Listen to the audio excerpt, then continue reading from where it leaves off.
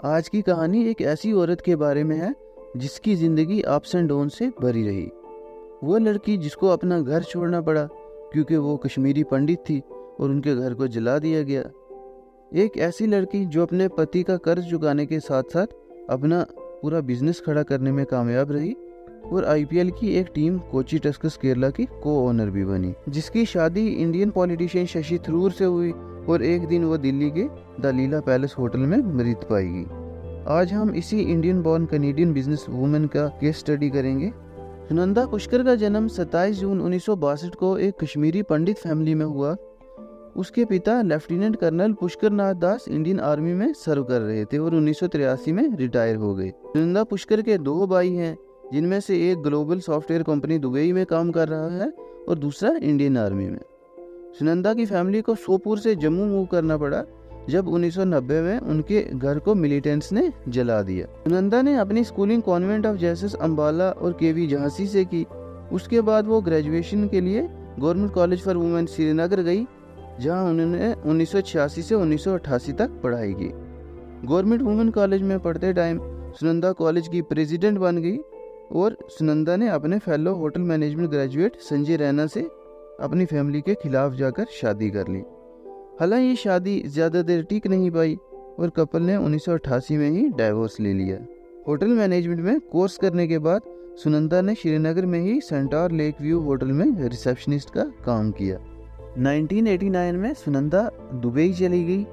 Dubai में सुनंदा ने पहले एक इवेंट मैनेजमेंट कंपनी शुरू की जिसका नाम एक्सप्रेशंस रखा और फिर वो फैशन शोज भी ऑर्गेनाइज करने लगी। सुनंदा ने उस वक्त ऐश्वर्या राय के साथ भी काम किया जब ऐश्वर्या राय नई नई मॉडलिंग में कदम रख रही थी। 1991 में सुनंदा ने दूसरी शादी कर ली सुजीत मेनन नाम के एक बिजनेसमैन से। इस शादी से सुनंदा को एक लड़का हुआ। सब कुछ ठीक चल रहा था कि 1997 में सुजीत मेनन की एक एक्सीडेंट में जान चली गई, जिस पर सुनंदा का कहना था कि उनके पति पर बहुत कर्ज था, जिसकी वजह से वो पिछले बहुत वक्त से डिस्टर्ब चल रहे थे। सुनंदा ने बाद में बोजल प्राइम एडवर्टाइजिंग कंपनी को एज मार्केटिंग मैनेजर ज्वाइन किया। सुनंदा और उसके दूसरे पति सुजीत मेनन ने एक शो ऑर्गेनाइज किया था जहां उन्हें बहुत ज़्यादा फाइनेंशियल लॉस हो गया था और इसके बाद ही सुजीत मेनन की एक एक्सीडेंट में मौत हो गई थी। सुजीत की मौत के बाद सुनंदा ने अपना 4 साल बच्चा अपने पेरेंट्स के पास छोड़ा और खुद बिजनेस में लग गई। जब उन्हें अपने बेटे को वापस दुबई लाया तो सुनंदा को पता चला कि उसे कम्युनिकेशन डिसऑर्डर नाम की एक बीमारी है।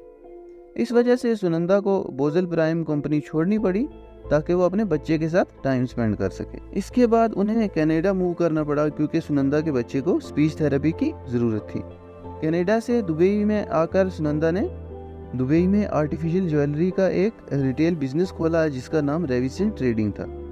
सुनंदा बताती हैं कि इस दौरान उन्हें बहुत ज़्यादा फाइनेंशियल ट्रबल्स का सामना करना पड़ा क्योंकि उन्हें अपनी पति सुजीत मेनन का कर्ज भी देना था और इसके साथ साथ अपनी फैमिली को भी सपोर्ट करना था। पर वो अपने पति का कर्ज देने के साथ साथ बिजनेस में भी एक कामयाब वुमेन बन गई।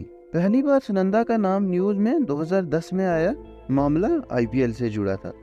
दरअसल रैंडी सेवर्स वर्ल्ड नाम की एक कंपनी में सुनंदा को 70 करोड़ की स्वेट इक्विटी मिली थी। स्वेट इक्विटी माने अपनी मेहनत के एवज में मिलने वाली कंपनी की इक्विटी या फिर हिस्सा।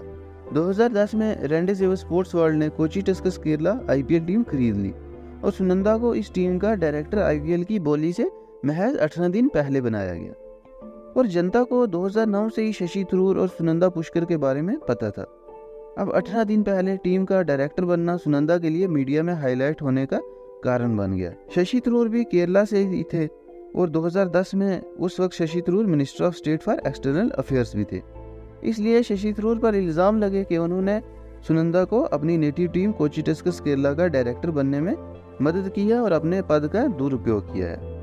आगे चल के 2010 में सुनंदा और थरूर ने शादी भी कर ली और ये ट्रेडिशनल केरला स्टाइल में हुई थी। पर इनकी इस जिंदगी का साथ कुछ ज़्यादा वक्त चल नहीं पाया और 2014 में कुछ ऐसा हुआ कि जिसने पूरे भारत को हिला कर रख दिया।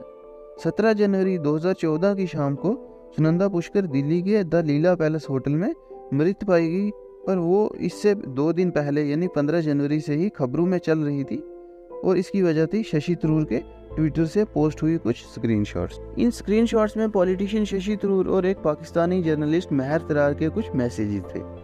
इन मैसेजेस में महर तरार कहती हैं कि उन्हें शशि थरूर से प्यार हो गया है। बाद में थरूर ने सफाई देते हुए कहा कि उनका ट्विटर अकाउंट हैक हो गया है और ये अकाउंट कुछ वक्त बाद डीएक्टिवेट भी हो गया। दरअसल महर तरार ने 2013 में शशि थरूर का एक इंटरव्यू किया था और फिर अपने एक आर्टिकल में थरूर की तुलना शाहरुख खान से की थी। कई रिपोर्ट्स ये क्लेम करती हैं कि सुनंदा को महर और शशि के रिश्ते के बारे में पता था और उन्होंने अपने किसी दोस्त से इस बारे में जिक्र भी किया था, पर फिर सुनंदा के कहने पर शशि ने महर से बात करनी बंद कर दी। फिर 15 जनवरी 2014 को सुनंदा को पता लगा कि थरूर अभी भी महर तरार के कांटेक्ट में है। हालांकि थरूर ने महर तरार के साथ हर नाता तोड़ दिया था, पर महर अभी भी थरूर के साथ कांटेक्ट करने में लगी थी। इसी चक्कर में दोनों पति पत्नी में बहुत बहसबाजी होती है और उनके रिश्ते में कड़वाहट तो आनी ही थी।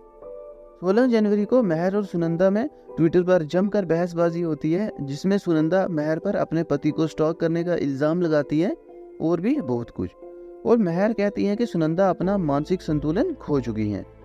फिर 16 जनवरी को शशि और सुनंदा शशि थरूर के एफबी पेज पर एक जॉइंट स्टेटमेंट रिलीज करते हैं, जिसमें वो दोनों बताते हैं कि वो बहुत खुश हैं और उनका रिश्ता बिल्कुल ठीक है और सुनंदा की तबीयत थोड़ी ख़राब है, इसलिए वो आराम कर रही है। अगले दिन यानी 17 जनवरी को जब शशि होटल पहुंचते हैं तो उन्होंने देखा कि सुनंदा सो रही है। उन्होंने सुनंदा को उठाने की कोशिश की, पर वो नहीं जागी। सुनंदा की जान जा चुकी थी। थरूर ने दिल्ली पुलिस को कॉल की। फिर सुनंदा की बॉडी का एम्स में पोस्टमार्टम किया गया, जहां पे पता चलता है कि सुनंदा के जिस्म पर 12 जख्मों के निशान थे, पर डॉक्टर्स के अकॉर्डिंग इनमें से कोई भी ऐसा निशान नहीं था जो जानलेवा हो, और डॉक्टर्स का ये भी कहना था कि सुनंदा की मौत अननेचुरल यानी सडन हुई है। इन डॉक्टर्स के पैनल के हेड सुधीर गुप्ता का कहना था कि उन पर मामले को सुलझाने और रिपोर्ट्स को बदलने के भी प्रेशर थे। 10 अक्टूबर 2014 को इस टीम ने बताया कि सुनंदा की मौत पॉइजनिंग से हुई, पर पता नहीं था कि ये जहर था कौन सा और किसने दिया। इस केस में साल 2015 में बड़ा मोड़ आया जब दिल्ली पुलिस के तत्कालीन आईपीएस बस्सी ने कहा कि सुनंदा की हत्या की गई है और कुछ लोगों पर केस भी दर्ज किया, पर अभी तक किसी को पता नहीं था हत्या की किसने या फिर जहर कौन सा था और दिया किसने। कुछ रिपोर्ट्स ने क्लेम किया कि पोलोनियम नाम का एक जहर था। खैर 4 साल बाद मई 2018 में पुलिस ने चार्जशीट दायर की और 3000 पेजेस की चार्जशीट में शशि थरूर पर डोमेस्टिक वायलेंस और अपनी पत्नी को आत्महत्या के लिए उकसाने जैसे कई आरोप भी लगाए। खैर 3 साल बाद 2021 में थरूर को इस केस से बाइज्जत बरी भी कर दिया गया, क्योंकि पुलिस के पास कोई भी पुख्ता सबूत नहीं थे। 2023 यानी आज तक किसी को पता नहीं है कि सुनंदा की मौत का कारण क्या था। एक ऐसी बिजनेस वूमेन जिसने इतने अप्स एंड डाउन्स देखे, फिर इतना बड़ा बिजनेस एम्पायर खड़ा किया और अभी अच्छे से इस एम्पायर को एंजॉय भी नहीं कर पाई कि इस दुनिया से रहस्यमयी तरीके से चल बसी। खैर आप इस केस के बारे में क्या सोचते हैं कमेंट करके ज़रूर बताएं and do subscribe the channel.